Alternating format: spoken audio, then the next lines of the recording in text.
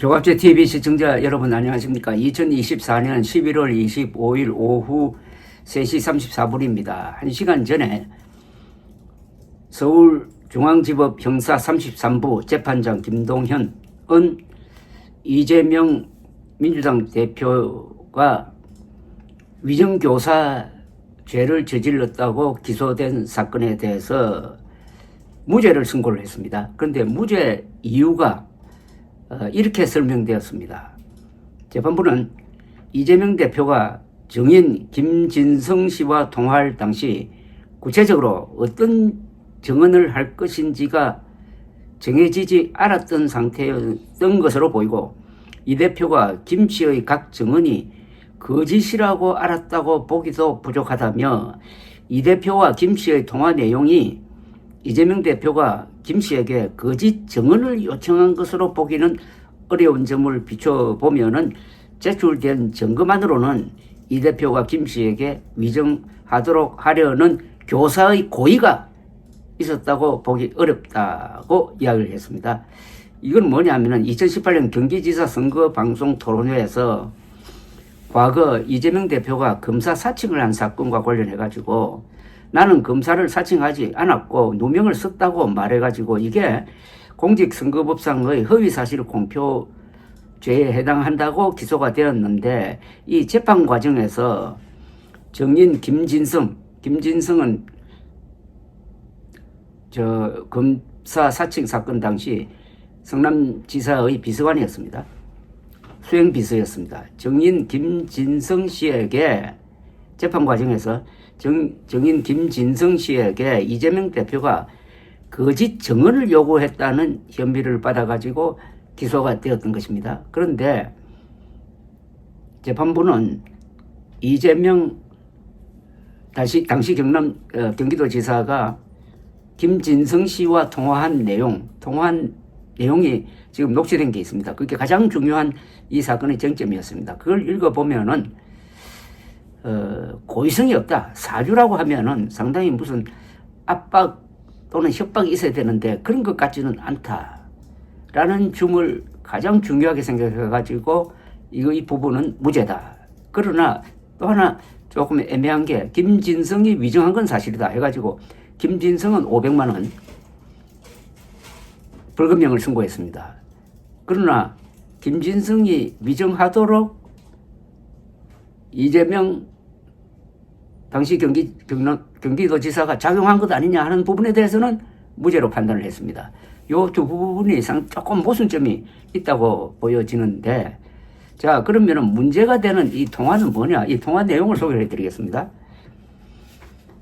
이 통화 내용은 지난 6월에 공개가 됐습니다. 국민의힘 박정훈 의원이 이 녹취록을 입수를 해가지고 공개를 했어요.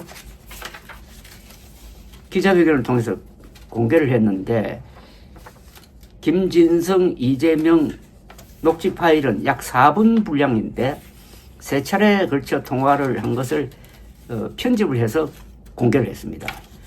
이날 공개된 녹취 파일에서 이재명 대표는 김진성 씨에게 이렇게 이야기합니다. 주로 내가 타깃이었던 것, 이게 지금 매우 정치적인 배경이 있던 사건이었다는 점들을 좀 이야기하면 좋을 것 같다. 변론 요지서를 하나 보내주겠다. 우리 주장이었으니까 한번 기억도 되살려 보시고, 이렇게 이야기합니다. 그리고 있는 대로 진짜 세월도 지나버렸고 시장님 모시고 있던 입장에서 한번 전체적으로 이야기를 해주면 그게 도움이 될 것 같다는 이야기를 합니다. 그러자 김진성 씨는 이 녹취록에 따르면 너무 오래되어서 뭐 기억도 사실 잘 안 난다. 어떤 취지로 저기를 해야 할지를 등등 이런 이야기를 합니다. 이 대화를 소개한 박정훈 의원은 위정 증거가 녹취를 통해 분명히 확보됐다. 기억나지 않는 사람에게 이렇게 진술해달라는 취지로 말한 것은 명백한 위정교사라고 주장을 했습니다. 이 사건이 위정교사가 아니면 대한민국 형법에 위정교사가 사라져야 할 정도로 명백하다.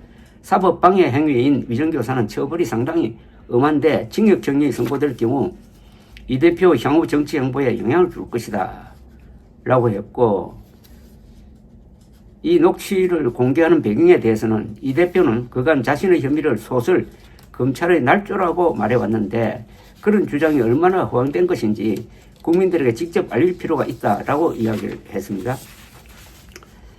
근데 지금 제가 소개해드린 대로 딱 부러지게 위정을 해달라, 즉 거짓말을 해달라고 딱 부러지게 요구하는 말은 녹취가 되지 않았습니다.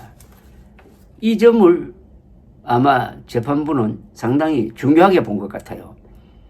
위정 사주라고 하면 그 사주가 어느 정도라야 사주가 되느냐. 이 정도로 좀 협조해달라는 식으로 한 걸 사주라고 볼 수 있느냐 하는 부분에 대해서 재판부는 이것은 고의성이 약하다, 고의성이 없다 라고 본 것입니다. 그리고 이 사건의 그 배경이 되는 것을 재판부가 인식을 했다고 보는데 그것은 선고문에는 쓰여져 있지 않겠지만은 그것도 재판부의 판단에 다소 영향을 줬을 것으로 보입니다. 이 사건은 그러니까 역사가 오래된 거죠. 약 22년 전에 그때 이재명 변호사가 KBS PD하고 짜가지고 KBS PD가 검사를 사칭해가지고 당시 성남시장과 통화하도록 옆에서 도와줬다는 겁니다. 그래서 검사 사칭을 도와줬다 해가지고 그 부분에 대해서는 벌금 150만 원을 받았어요. 흔히 전과사범이라고 할 때 그 중에 하나가 바로 그 검사 사칭 사건입니다. 그런데 이게 왜 문제가 되었느냐. 아까 설명드렸던 대로 2018년 경기도지사 선거에 나서가지고 토론을 하는 과정에서 내가 사실은 검사 사칭으로 죄를 받은 것은 억울하다 하는 차원의 이야기를 하는 과정에서 그 억울하다는 부분이 말하자면 거짓말이다. 거짓말이었다. 이렇게 된 거죠. 거짓말이었다. 해가지고 또 기소가 되었습니다. 다른 건과 함께. 억울하지도 않는데 억울했다고 해가지고 기소가 되었는데 그 부분에 대해서도 또 무죄를, 그 부분에 대해서는 2018년 공직선거법 위반 허위사실 공표 부분에서 무죄를 받았어요. 그 무죄를 받도록 도와준 사람이 김진성, 당시 성남시장의 수행비서 김진성이었다는 거죠. 그 김진성이라는 사람이 나와가지고 대충 어떤 식으로 이야기를 했느냐 하면은 그때 KBS하고 성남시장이 짜고 이 검사 사칭 부분을 이재명 변호사에게 덮어 씌우는 쪽으로 뭐가 이야기된 것 같다는 식으로 이야기를 했는데 그 부분이 이제 위정으로 딱 걸린 겁니다. 그런 발언을 하도록 이재명 지사가 부탁을 했다. 그 부분이 사주라는 겁니다. 위정 사주라는 겁니다. 그래서 재판부는 그걸 사주로 볼 수 없다라고 판단을 했습니다. 여기에 대해서 뭐 여러 가지 아마 찬반이 막 오가고 할 겁니다.